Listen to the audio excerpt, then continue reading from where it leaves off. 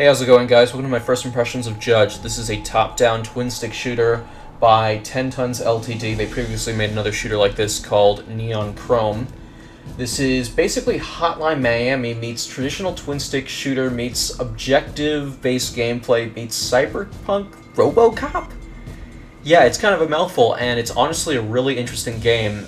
The last time I played a twin-stick shooter that I had a lot of interest in like this was, if I can recall correctly, Assault Android Cactus, which I covered on the channel a while back. So currently it's available for $8.99. It'll be back up to $15 within the next 24 hours. So if you see this video and if you like what you see, do check it out because it's actually really well worth the price, at least for $8.99. It's great value. Anyway, so let's have a look at the options menu before we dive in. So you have audio options right here, sound effects and music volume. You can turn those down separately, which is nice. Display options, good amount of options here, good amount of resolution options. This game will run pretty well on pretty much anything. The graphics are the weakest part of the game, but there is a lot of environmental detail, there's a lot of things going on, there's a lot of little touches and tweaks that I really enjoy, which we'll talk about later. So, you know, not a great looking game, but it does make up for it through some creativity. You got a lot of options over here too. Alright, controls. Pretty important in a twin stick shooter. There's no sensitivity slider, which is a bit of a shame, so you're gonna have to use your mouse buttons or software to compensate for that, or Windows. So you have fully rebindable keys and mouse buttons, which is really nice. And you also have fully rebindable gamepad buttons, and you have a dead zone slider and, you know, prevent mouse cursor from leaving the window, which is so nice. That's so nice. And auto aim for gamepads. I would not recommend using a gamepad with this game, at least not at first. This game is actually quite difficult. Should mention that off the bat. It might not seem too bad at first, but once you start doing the objectives, it can be very frustrating to use it with a gamepad. You can do local co-op with 2 gamepads, so I'm not sure about balance. Maybe that'll help a little bit more. If you play with a friend, you really need to play with a controller. I know twin stick shooters, 2 analog sticks, but trust me, play with a mouse and keyboard for your first impressions. Then you have gameplay options over here: screen shake, tilted camera angle, sorry, show enhancements during game. We'll talk about that a little bit. Alright, so this is about 2 hours into the game, and I can pretty much give my full impressions on the game so far, because I've played a decent amount of it. And I gotta say, it's a pretty well put together twin stick shooter, as I mentioned earlier. The biggest issue comes from the replay factor. A lot of games, you know, it's expected to get a little bit more time out of them by replaying them, doing some of the extra challenges. Here it's kind of mandatory just to progress. One of the things about this game is the objectives, as I've mentioned earlier. So you have a primary objective in each level. So in this one, a group of thugs is taking a family hostage in the Retro Tower suburbs. Primary objective, save them, save the hostages, rescue the hostages. Pretty simple, right? Then you have 2 secondary objectives. So in this case, it's loot all containers and exit in 20 seconds. You do not have to complete both of those in the same game to have them permanently unlocked. You can do just the primary and then one of the secondaries and then come back later and do the other one. So loot all containers is just basically open a bunch of boxes, and exit in 20 seconds, which is, you know, get out of the cop car, do the objective, run back. So as you might imagine, doing everything in 20 seconds, like, oh, this must be a fast-paced game. Well, for the most part it is, but for this level in particular, it's going to be very difficult to do that on your first try. In fact, a lot of these missions, like I said before, you're going to have to come back to them and complete them, not because they're hard, but because some of these objectives just don't work well in parity. So like loot all containers, exit in 20 seconds, you cannot rescue the hostages and do all those things in 20 seconds. It's, especially on like your first try, it's impossible. Maybe a little bit later when you get more equipment, but and even then you have to have specific equipment. Like, well, let's just discuss that now. So here's your cyberware. This is some of the equipment that you can get in the game.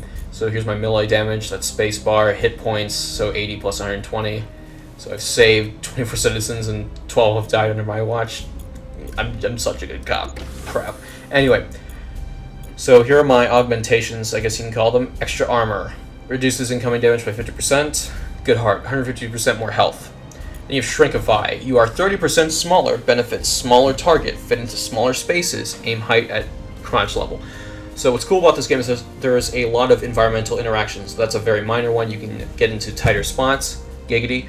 But what you can also do is you can destroy a lot of cover in the environment, depending on your weapon type, how powerful your weapon is, how quickly it's going to destroy that. There's a ton of interaction. It's really cool.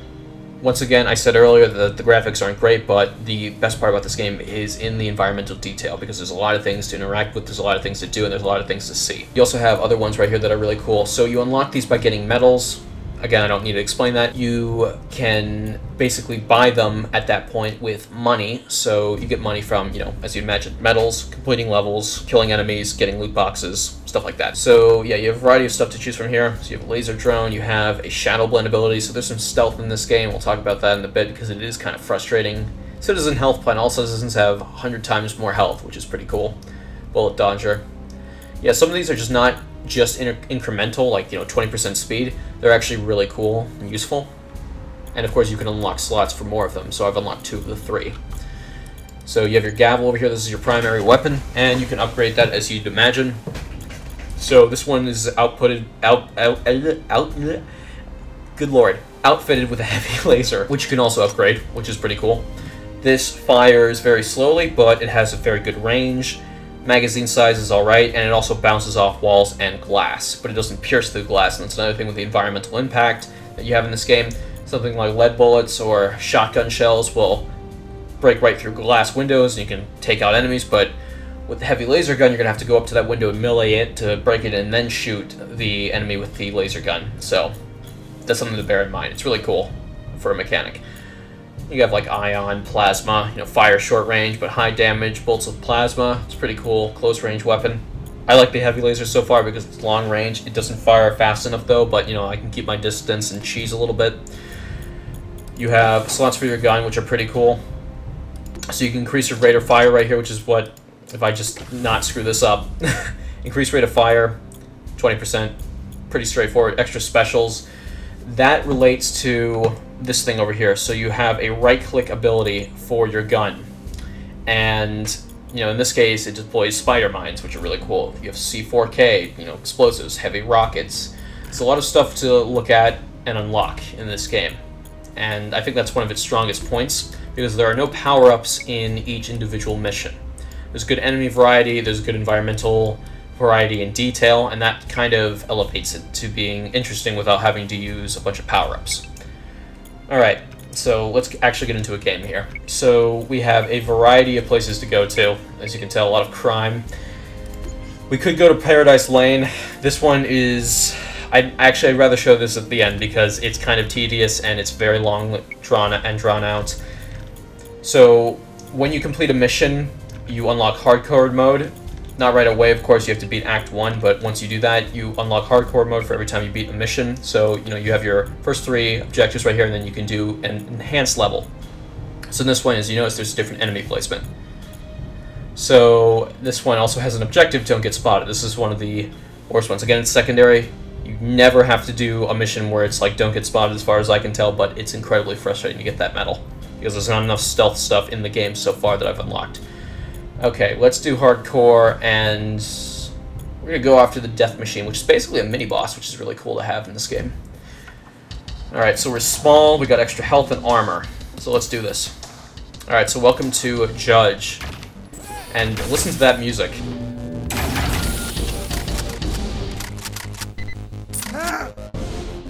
Pretty cool, right?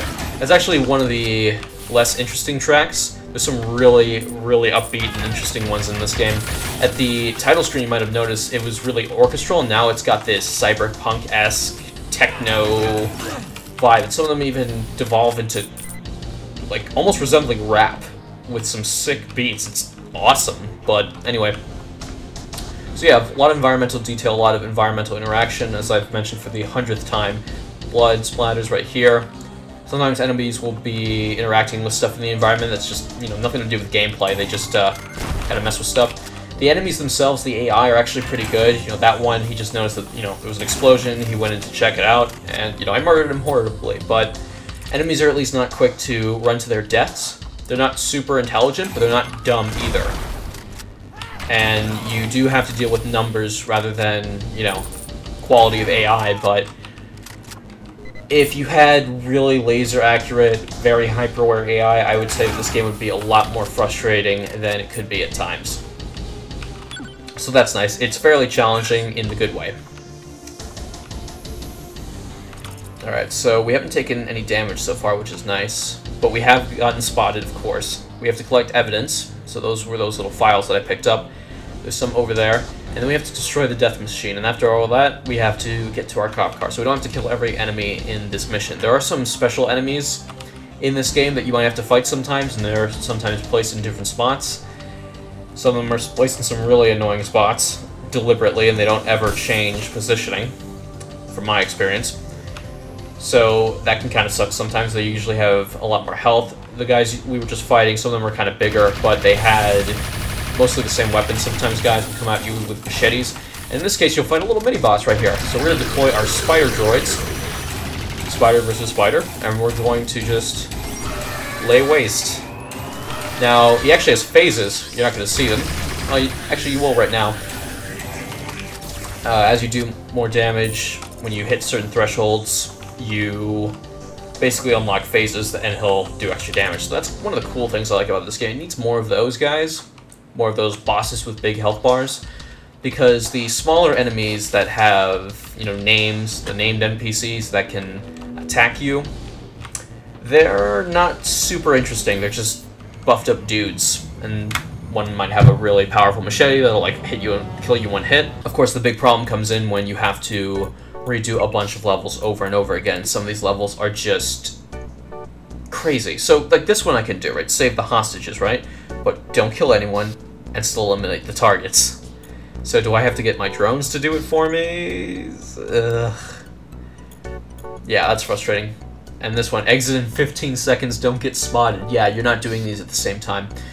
Let's see if we can actually do it in 15 seconds, shall we? I doubt we will. We actually didn't pick the boot, so we probably can't. So let's actually... Yeah, my bad. There's no way we can do that. Let's try that again, but let's change our equipment. You're going to be doing this a lot. Yeah, let's get the boots. Is there anything else that can help us right here? The citizen health plan would be nice, but I already have a gun.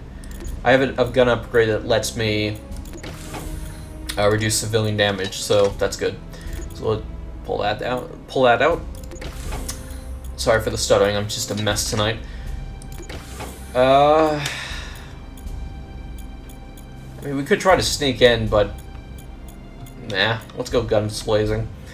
Alright, exit in 15 seconds. Let's see if we can get this medal. And we still have to get the hostages, too. I don't even think we can do it. I don't even know if it's possible at this point.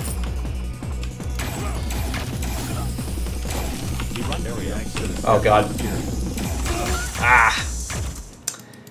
That didn't work. Yeah, 9 seconds. There's no way we can do it.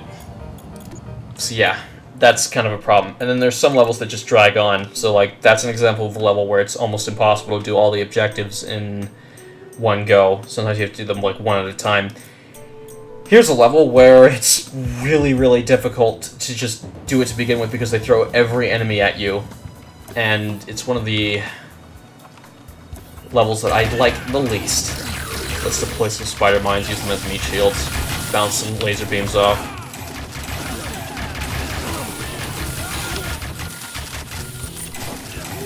So, as you might imagine, at one point in this game, you're just going to have to start grinding levels and even money to upgrade your guns to do more damage or fire faster. It can be a little bit of a pain. And that's a shame, because otherwise, this game is quite nice. I like it a lot. There's a lot of detail in every nook and cranny where you would least expect it. The game is a ton of fun to play when you're not redoing the same levels over and over again. It looks very simplistic, but the challenge is there, and it's great. The weapon variety, the enemy variety is great too. You have tons of equipment to choose from to do objectives, and that's really what keeps it fresh, is the, oh god, objectives. It's the oh god objectives. For 15 bucks, would I recommend it? Well, there's a lot of games on the there are a lot of games on the market that are 15 bucks that might be more enticing to some people in terms of like replay value. And I don't count like replay value in this game because that's just part of the game. It's just to replay it over and over again. It's not like a roguelike where, you know, you kind of get something new every single time. Here, it's like, yeah, you do get some new things, but you still got to do the same exact level with the same, for the most part, enemies. You know, it does change up a little bit, but, you know, you are going to be doing a lot of repeating. It is worth checking out, though. Definitely on a sale. If you get it in the Humble Bundle, it's, you know, definitely worth playing. Anyway, guys, I'll see you next time. Thank you very much for watching. I'm out.